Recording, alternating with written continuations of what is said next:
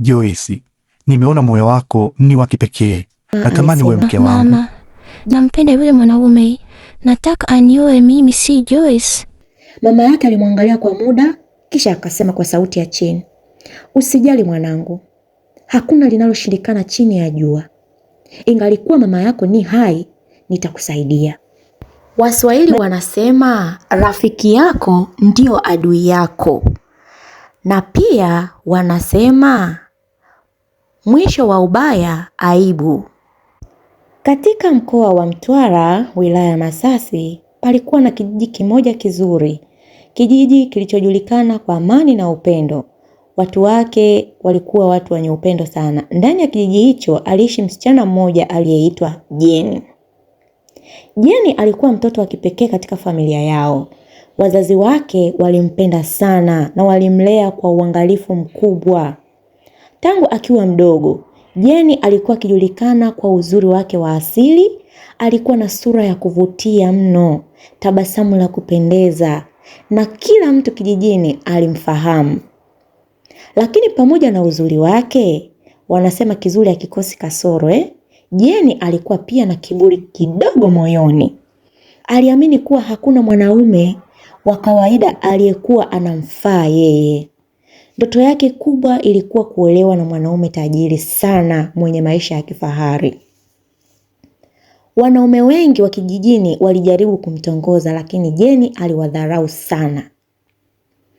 Mara nyingi alikuwa akiwaambia rafiki zake, mimi siwezi kuolewa na mwanaume wa kijijini kamwe. Nataka maisha makubwa, magari mazuri, nyumba za kifahari, nivae vizuri, nipendeze, naenda out kwa sana. Watu wengi waliona uzuri wake, lakini wachache waliweza kuelewa moyo wake. Jeni alikuwa na rafiki yake mkubwa aliyeitwa Joyce. Tofauti na Jeni, Joyce alikuwa msichana mpole, mwenye upendo, mkarimu na mwenye bidii sana. Joyce alimpenda sana Jeni kwa moyo wake wote na alimchukulia kama dada yake wa karibu. Alikuwa akimshauri mara nyingi kuhusu maisha, si pesa pekee, bali ni moyo wa mtu. Lakini Jeni hakujali sana maneno ya hayo. Siku moja kijijini kwao alifika mwanaume mmoja handsome sana na mwenye pesa nyingi. Alikuwa na gari la kifahari, mavazi ya gharama kubwa, na kila mtu alimshangaa. Lakini cha kushangaza, yule mwanaume alivutiwa sana na Joyce. Alianza kumtembelea mara kwa mara, akamsaidia yeye pamoja na familia yake. Na muda si mrefu, familia ya Joyce ikampenda sana yule kijana. Joyce naye akaanza kumpenda kwa dhati.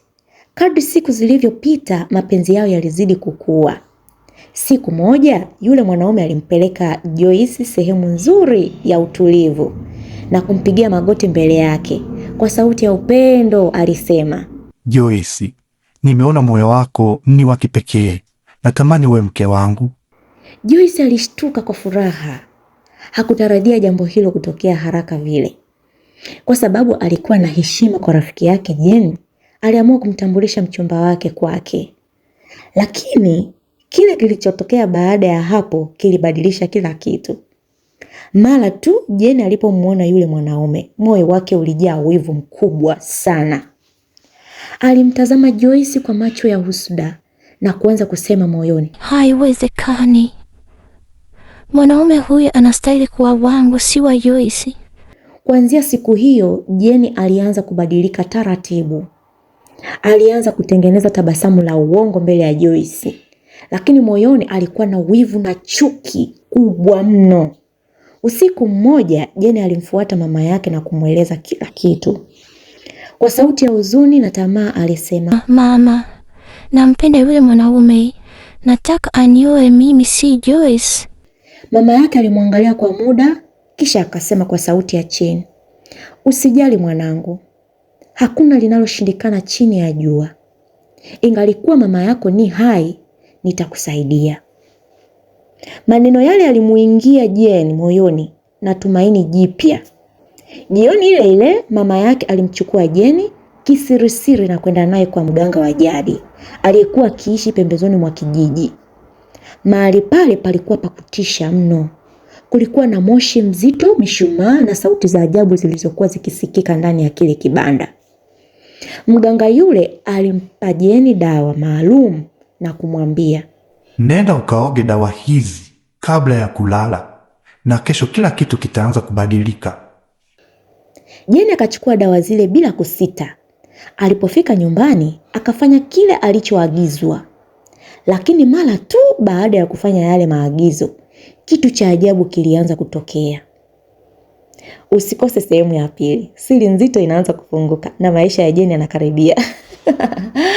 Tafadhali usiache kusubscribe, like na kucomment. Tupo tunajifunza Kiswahili. Nakupenda sana. Kwaheri.